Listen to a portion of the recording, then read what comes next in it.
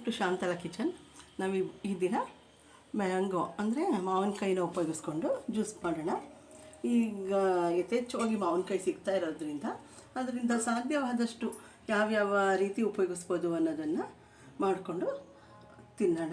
ಮತ್ತು ಈಗ ಇದಕ್ಕೆ ಬೇಕಾಗಿರುವಂಥದ್ದು ಸ್ವಲ್ಪ ಪುದೀನ ಸೊಪ್ಪು, ಸ್ವಲ್ಪ ಹಸಿ ಶುಂಠಿ, ಸ್ವಲ್ಪ ಪೆಪ್ಪರ್ ಪೌಡ್ರು ಖಾರಕ್ಕೆ. ಕೆಲವರು ಹಸಿಮೆಣಸುಕಾಯಿನಾದರೂ ಹಾಕ್ಕೊಳ್ಬೋದು, ಇಲ್ಲದ್ರೆ ಪೆಪ್ಪರ್ನಾದರೂ ಹಾಕ್ಕೊಳ್ಬೋದು. ಸ್ವಲ್ಪ ಮಾಮೂಲಿ ನಾರ್ಮಲ್ ಉಪ್ಪು ಇಟ್ಟಿದ್ದೀನಿ.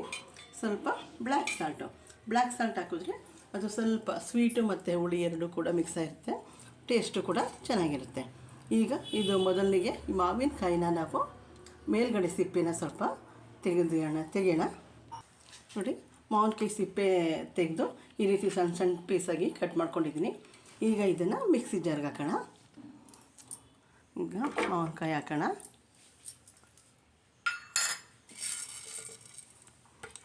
ಸ್ವಲ್ಪ ಪುದೀನ ಸೊಪ್ಪು, ಸ್ವಲ್ಪ ಹಸಿ ಶುಂಠಿ ಹಾಕೋಣ.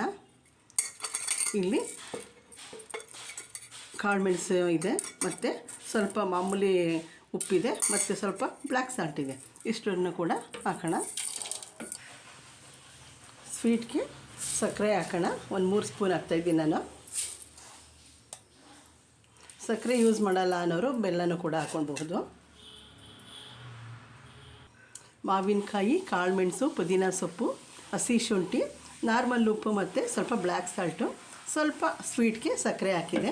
ಈಗ ಅದಕ್ಕೆ ಸ್ವಲ್ಪ ನೀರನ್ನ ಹಾಕಿ ಗ್ರೈಂಡ್ ಮಾಡೋಣ.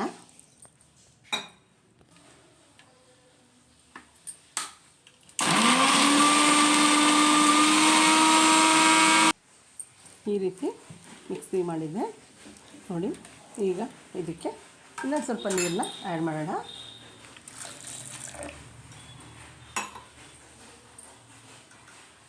ಈಗ ಇದನ್ನು ಫಿಲ್ಟ್ರ್ ಮಾಡ್ಕೊಳ್ಳೋಣ ಲೋಟಕ್ಕೆ.